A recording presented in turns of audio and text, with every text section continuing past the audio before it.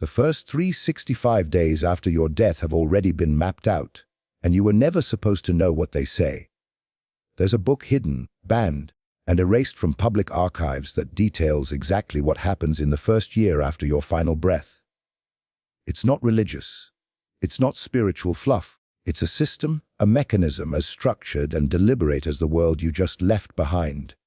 And those in power, they've known about it, they've feared it, and they've done everything they can to bury it. Because this book doesn't comfort you. It challenges you.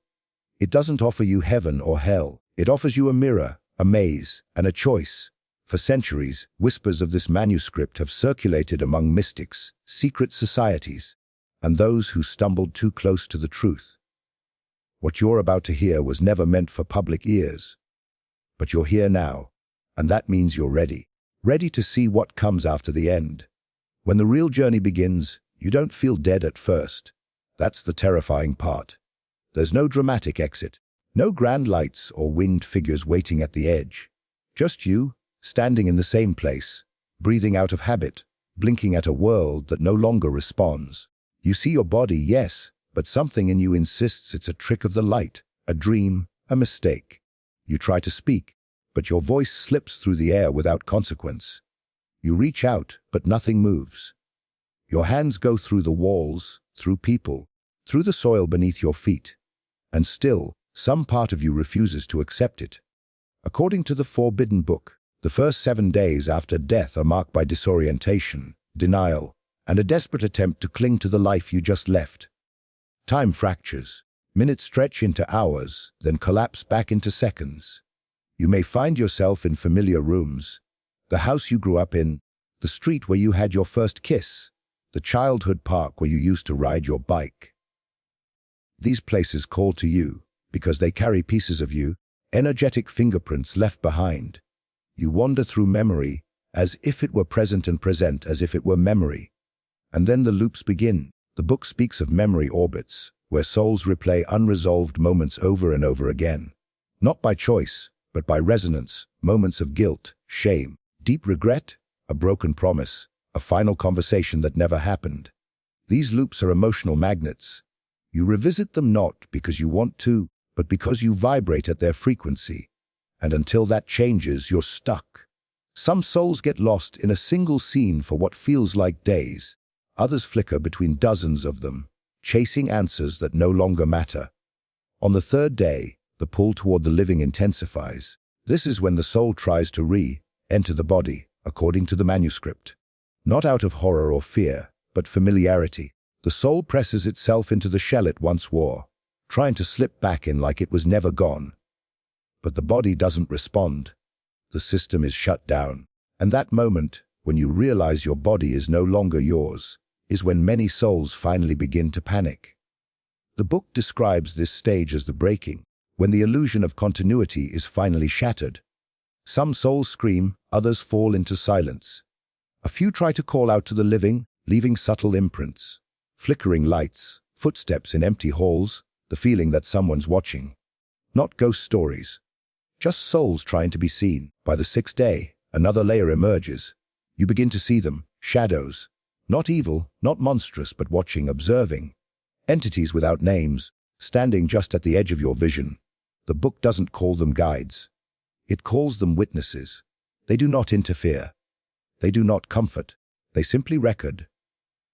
Their presence is meant to reflect the soul back to itself, to let you know you're not alone, but you are being watched. Then comes the 7th day. The veil starts to thin. The world you knew begins to feel distant. Not like you're being pulled away, but like it's fading on its own. Your thoughts echo louder. Your emotions don't just pass through you. They shape your surroundings. The line between memory and reality blurs further. It's not just what you see anymore. It's what you feel. The afterlife doesn't speak in language. It speaks in vibration. Some souls start to realize the rules are changing. Others still don't accept their death, and a few remain exactly where they were, hovering over hospital beds, watching loved ones cry over coffins, still waiting to wake up. These are the lost days, and whether you move forward or fall into echo depends on one thing: awareness. Not everything can be said here. Some knowledge is too fragile, too volatile for platforms like this. For the deeper truths, join our free Insights Academy newsletter through the link in the description. You'll also get the Kabbalion ebook free for a limited time only, because what comes next is something few have ever dared to understand. And once you've crossed that threshold, you don't just see the truth, you become it. By the 8th day, the silence begins to shift. It's not quieter, it's heavier. Like sound itself is aware of your presence. The book describes this stage as the observation, when the soul no longer tries to resist its death, but begins to watch the living with eyes it never had before.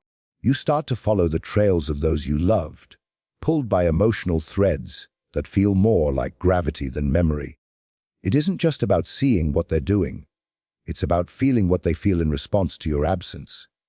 And that changes everything. You hover, invisible but present, in rooms filled with your voice. You see the coffee mug still sitting where you last left it. You see the texts they never got to send. You feel the aching silence they carry when they say your name out loud, hoping it doesn't break them. And maybe you realize, for the first time, just how much of your life existed outside your own awareness. The things you dismissed, the pain you caused by accident, the warmth you gave without even knowing. You see all of it, raw and unfiltered, not through your eyes but through theirs. The Forbidden Manuscript suggests that this is not passive observation. It's participatory. Your emotional frequency syncs with theirs. If someone mourns you with love, you feel it echo through you like music. If someone holds resentment towards you, that vibration rattles through your soul like static. You can't defend yourself. You can't explain. You can only feel. The afterlife, it seems, doesn't care about intention. It deals in impact. Funerals hit the hardest, not because they're dramatic, but because they're honest. The book claims that during these ceremonies, the soul experiences every spoken word as a surge of energy.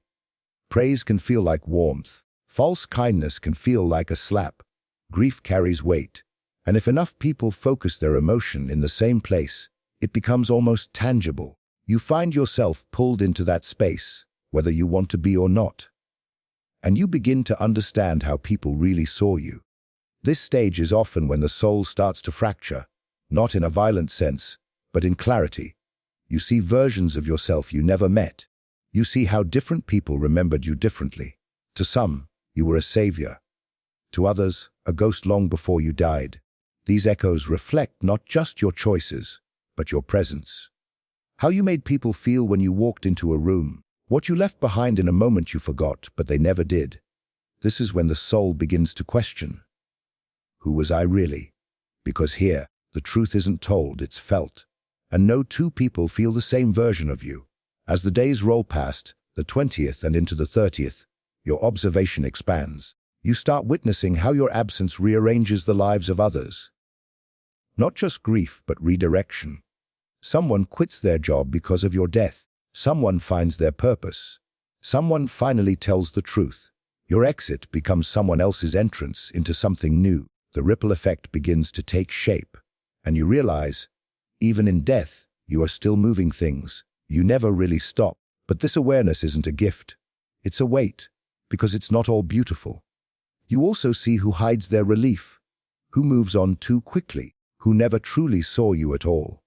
You begin to grasp the brutal honesty of legacy, not the one you imagined, but the one you created without knowing. The book refers to this as the emotional echo, and it marks the end of the soul's denial. The life you thought you lived is no longer yours. It now exists entirely in the memories of others, and those memories are fractured, conflicted, and uncontrollable. By the 40th day, the soul has watched enough to break open. The ego begins to thin. The desire to control the narrative fades. You no longer want to be remembered a certain way. You just want to understand the truth of who you were. Because what comes next doesn't care about reputation.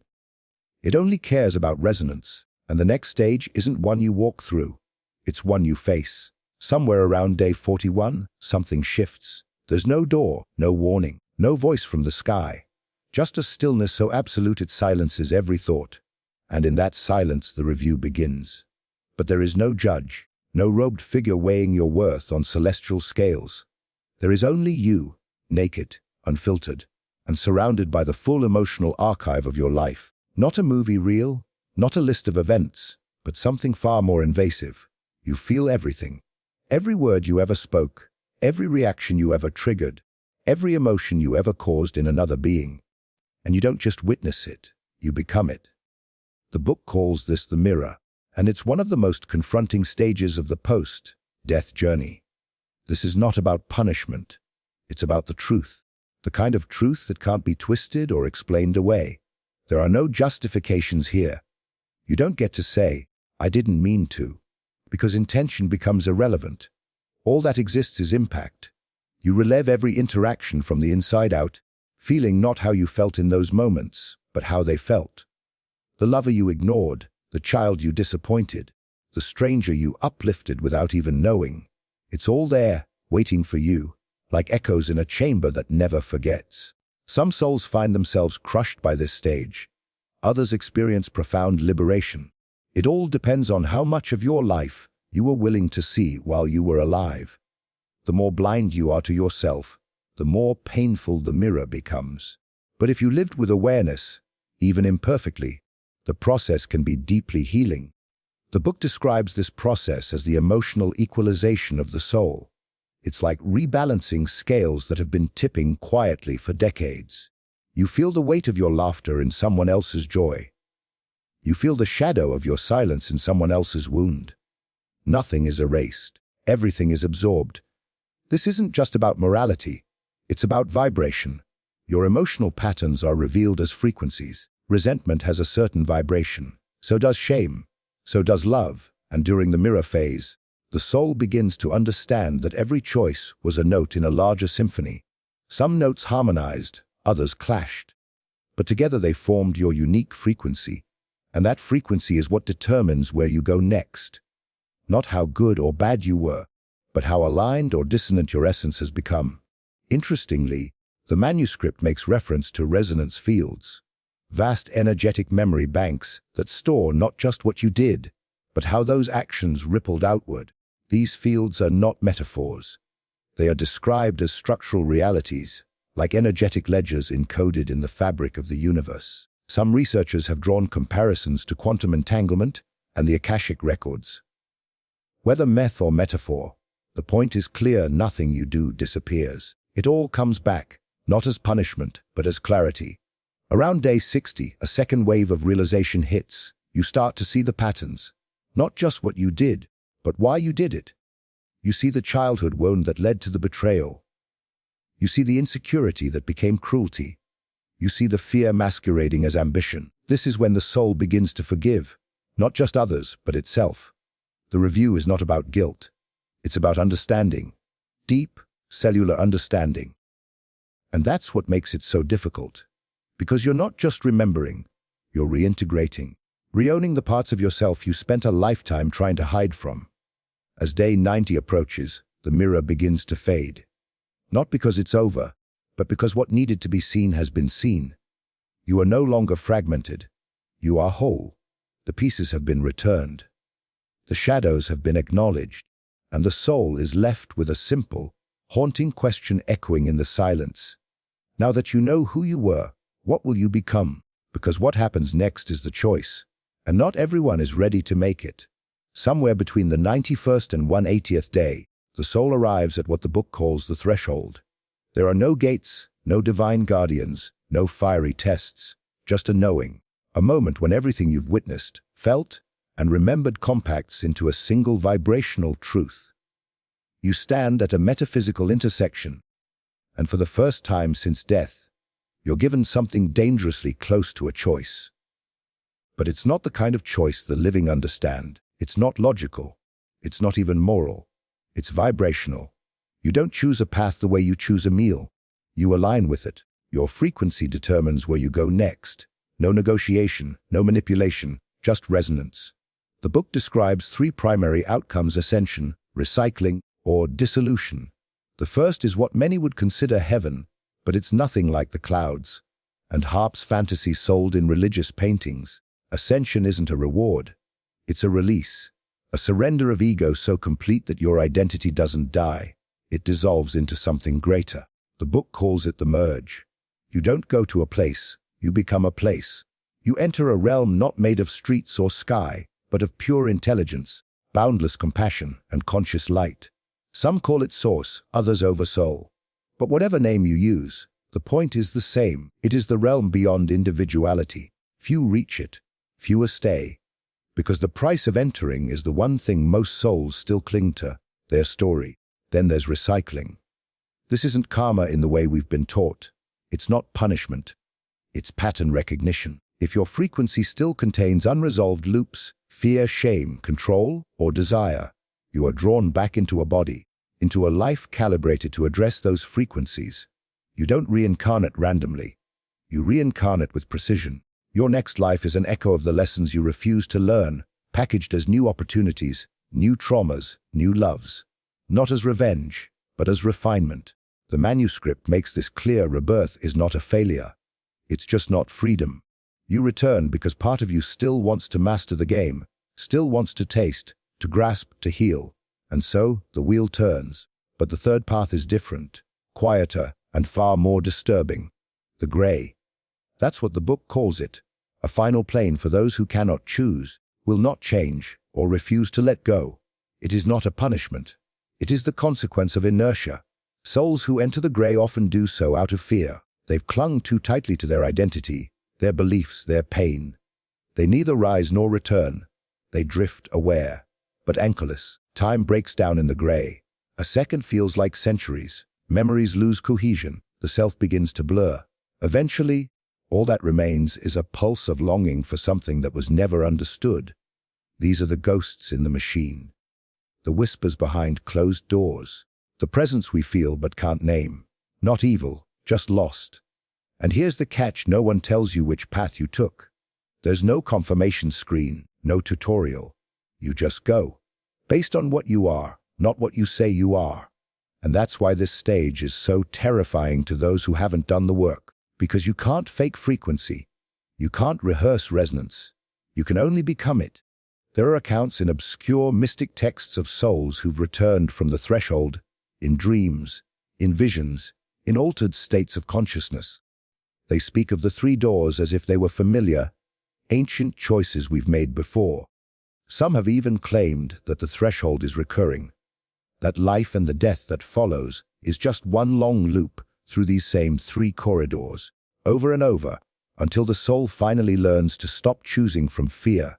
But there's another theory, buried deep in the margins of the book, that the threshold itself is the test, that the paths beyond it are not destinations, but mirrors, that the soul does not travel through them, but through itself. And the only real question isn't, where are you going? It's, what are you now? Most people never get to ask that question. Even fewer dare to answer it.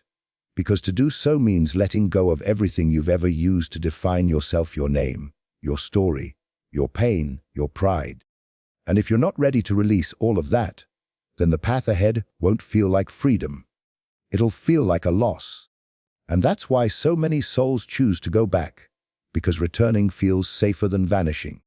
But for those who do step forward, who allow themselves to dissolve into something more, the book doesn't describe what comes next in detail.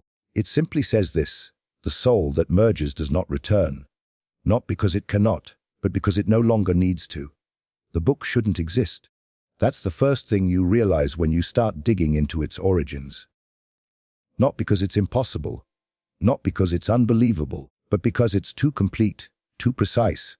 It doesn't read like speculation. It reads like documentation. Like someone, or something, has been through the afterlife and came back not just with visions, but with a map.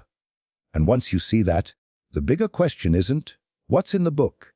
It's, who tried to erase it and why? Its pages are said to have appeared centuries ago, anonymously, then vanished again just as quickly. Every time it surfaced, whether in occult libraries, whispered about in secret societies, or passed between mystics, it disappeared. Not because people lost interest, but because it was deliberately removed. The manuscript has no author, at least, not one that anyone can confirm. It's been attributed to Hermetic philosophers, Sufi mystics, Rosicrucians, and even early Gnostic monks. but none of them ever claimed it. And maybe that's the point. This isn't a book someone wrote. It's a book someone recorded, copied from something older, something far more dangerous. Banned texts are nothing new. But this one, it didn't just disappear from shelves. It disappeared from history. Multiple sources reference it, then go silent. Governments seized it under the guise of esoteric destabilization. Churches denounced it as heresy. Intelligence agencies labeled it subversive. Why would so many institutions, across time and geography, coordinate to suppress a manuscript about what happens after you die? That kind of power is only used when something threatens not just belief systems, but control systems. Because if people truly understood death, not feared it, not speculated about it, but understood it, they would live differently. Not recklessly, but freely. They would stop bending to manufactured fears. They would question authority, challenge morality codes designed to profit from guilt, and walk through life with a kind of unshakable presence that cannot be bought, threatened, or manipulated. That kind of freedom isn't just inconvenient to those in power. It's catastrophic. So the book had to be hidden.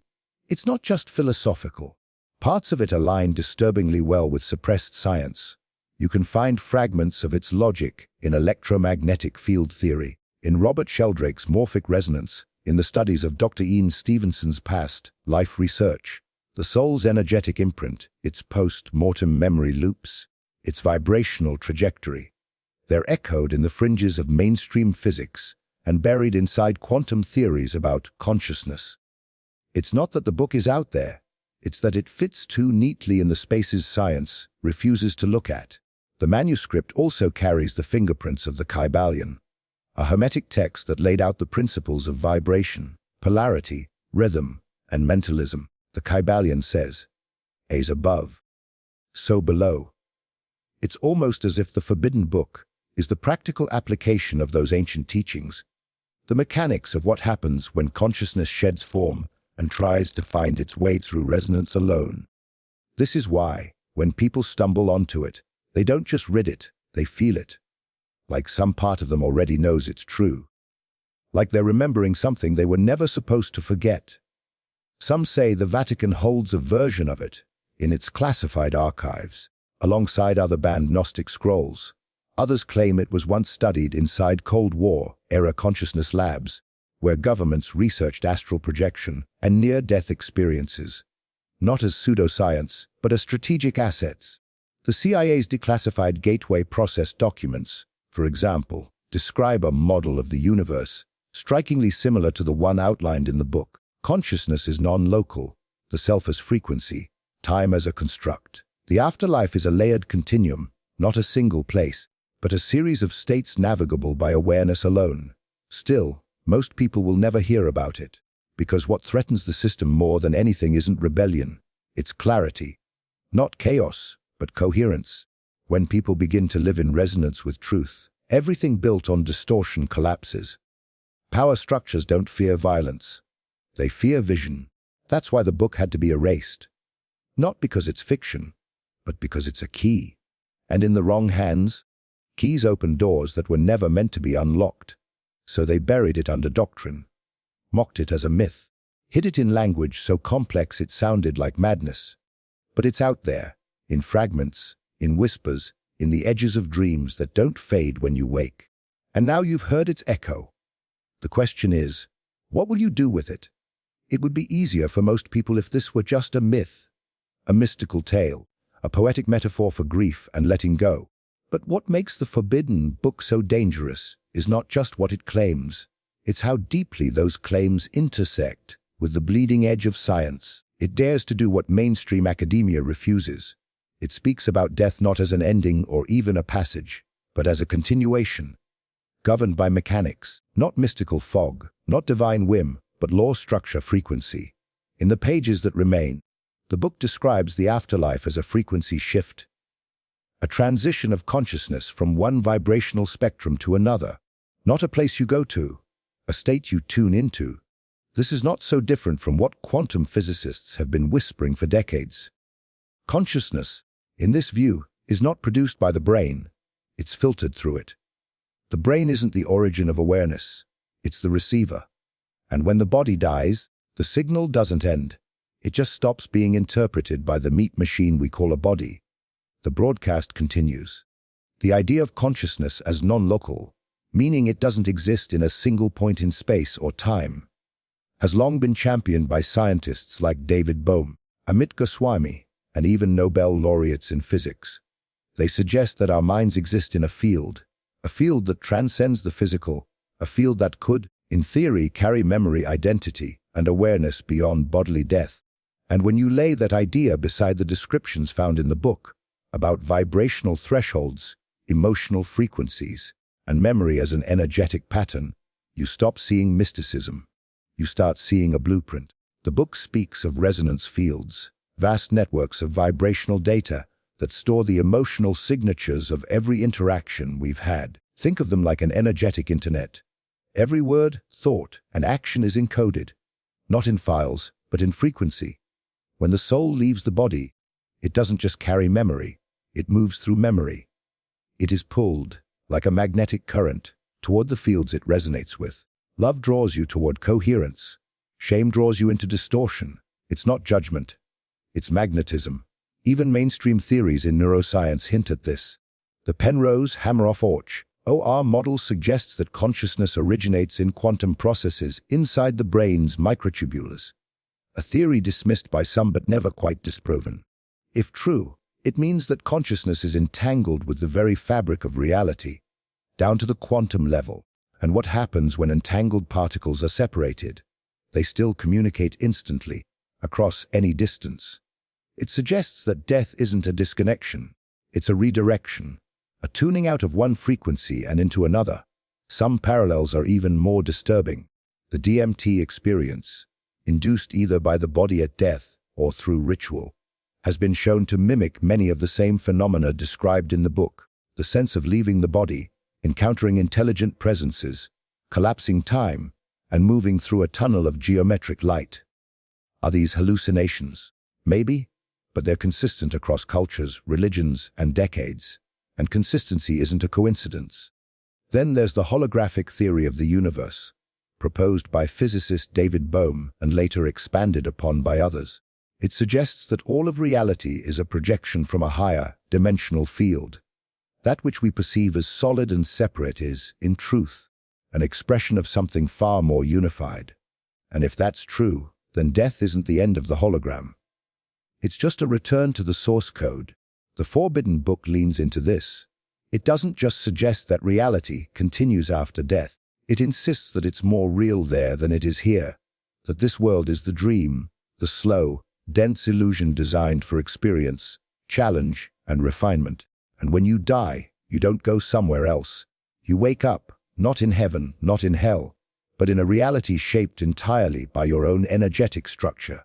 This is why the book is so feared. Because if this is true, if science, mysticism, and suppressed knowledge are all pointing to the same conclusion, then everything we've built our lives around is upside down.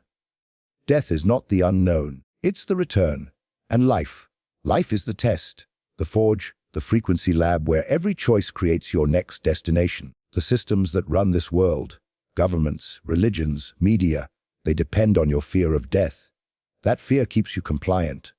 It keeps you chasing legacy, approval, and control. But if you understood what really happens after this life, you'd realize that all of that is noise. You'd live differently. You'd love more recklessly. You'd speak more truth. And that's exactly what they don't want, because a society that understands death can no longer be controlled by the fear of it. By this point, the illusion of death as an ending begins to fall apart. The book doesn't speak of an afterlife as a paradise or punishment. It describes it as a system, a structured, vibrational ecosystem governed by laws just as precise as gravity or light. But unlike the laws you grew up believing in, these don't control your body. They respond to your state of being. Death is not an escape. It's the reveal. The moment the mask falls away, and what you really are, what you've always been, steps forward. You're not entering some vague astral dreamscape. You're stepping into a layered reality shaped by consciousness. Not your thoughts, but your frequency. And while that might sound abstract, the consequences are razor sharp. Where you go, what you experience, and who else or what you meet, all depend on the emotional charge you carry into that space. Fear attracts distortion. Peace attracts clarity. Shame draws chaos. Gratitude opens gateways. The book explains this not through philosophy, but through a kind of metaphysical mechanics, like tuning forks resonating in space. Souls draw to them what they echo most deeply. It's not random. It's not luck. It's physics. Just a kind of physics we've been taught to dismiss. This idea isn't new. Ancient traditions have hinted at it for millennia.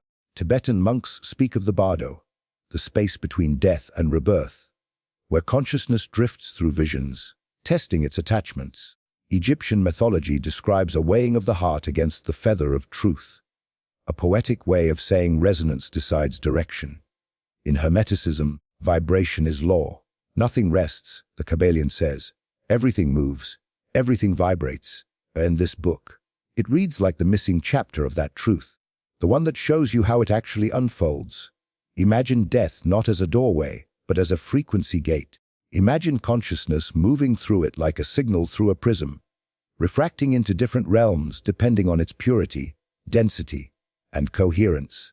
Some pass through clean, arriving in high realms where thought moves faster than light and intention shape space. Others scatter, their signal broken by trauma, ego, or fear, ending up in lower realms, heavy, fragmented, disoriented. These aren't punishments. They're defaults, results of the soul's own unresolved patterns.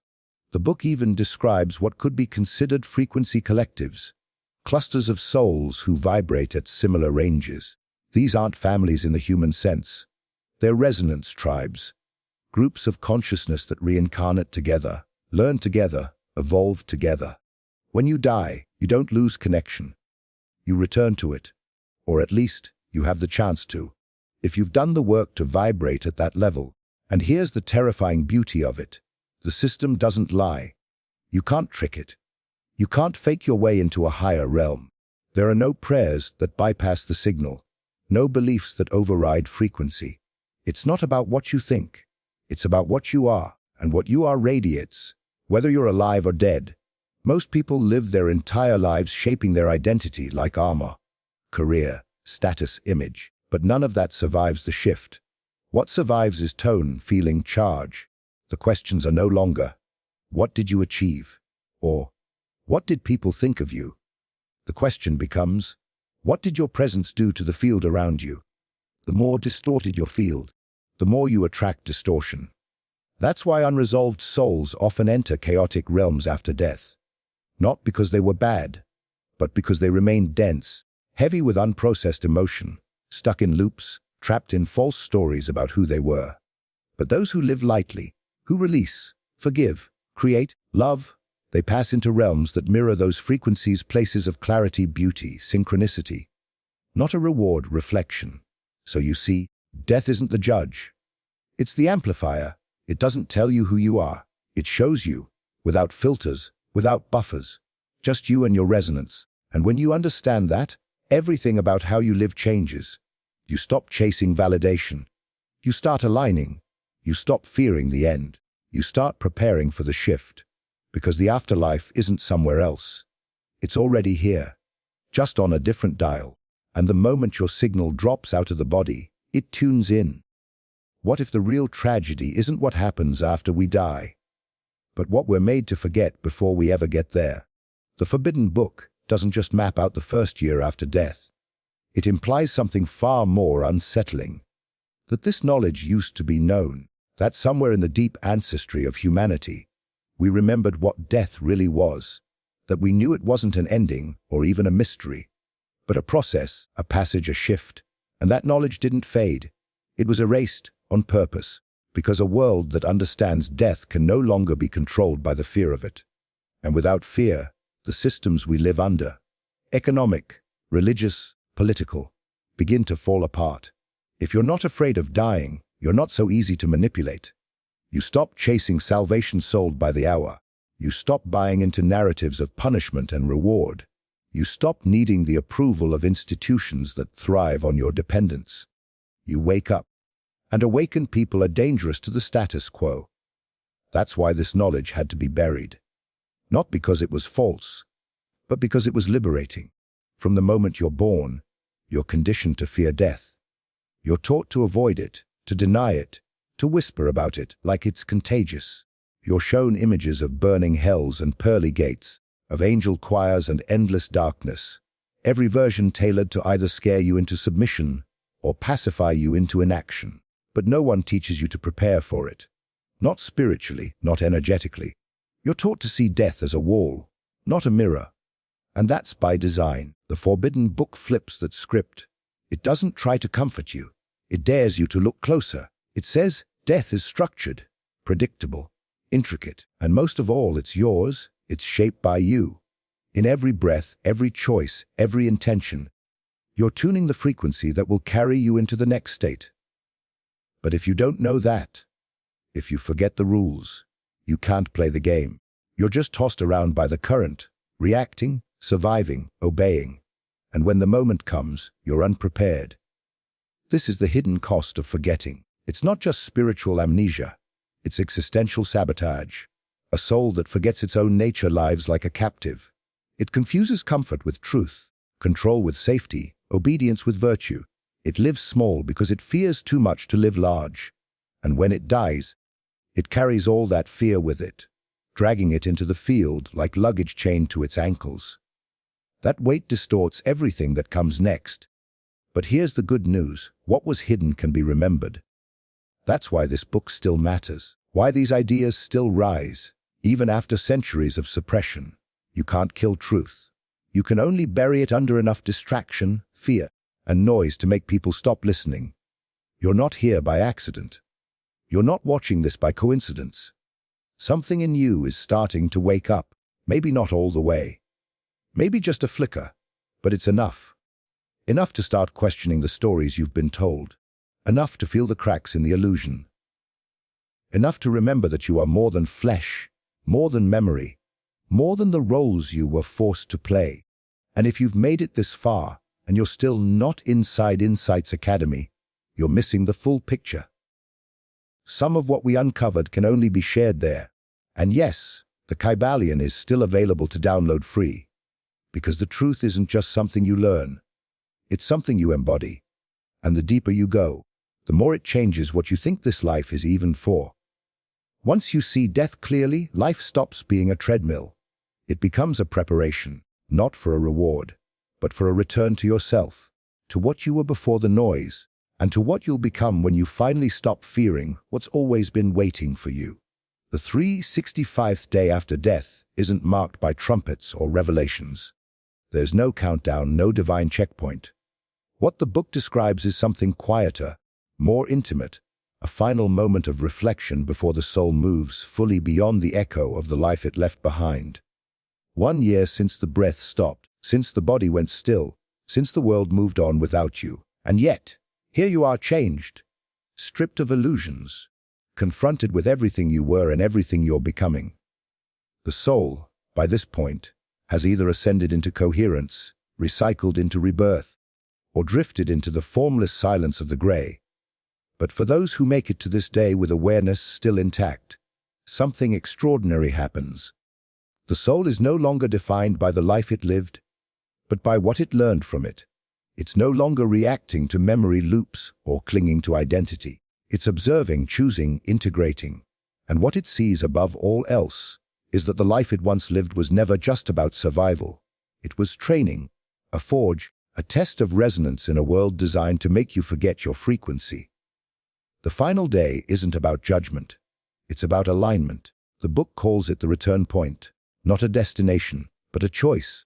Will you carry your awareness forward into higher layers of being, or let it dissolve into the static of unrealized potential? The answer, by now, isn't based on what you believe. It's based on what you've become. And that's the part most people miss. The afterlife isn't something that begins when your heart stops beating. It begins long before that, with the choices you make, the fears you feed, the truth you ignore, and the love you give. Every thought matters. Every moment carries weight, and no one is keeping score but you. That's the twist. There's no external judge, no cosmic authority waiting to punish or praise you. There's only your field, your signature frequency, gathered and amplified by the structure of this invisible system. And when the year ends, that signal doesn't die. It evolves. It steps through the next threshold, shaped not by myth, but by memory. The real question isn't, what happens when I die? It's, what kind of imprint am I leaving behind? Because that imprint becomes your compass in the next reality. It doesn't lie. It doesn't flatter. It simply reflects. If you lived in fear, the next layer bends to fear. If you lived in truth, truth opens doors. The book doesn't try to scare you. It's not a warning. It's a mirror, one final glance before the next unfolding. So now you know, and you can't unknow it. That's the power of forbidden knowledge. It doesn't just change what you think. It changes how you live. Because the way you love, forgive, release, and express yourself in this life builds the architecture of what comes next. Not metaphorically, energetically, precisely, mechanically. But none of this will matter if you don't know what happens next. Click the video you see right here, because this story isn't over. If this video resonated with you, let us know by commenting, "I understood it."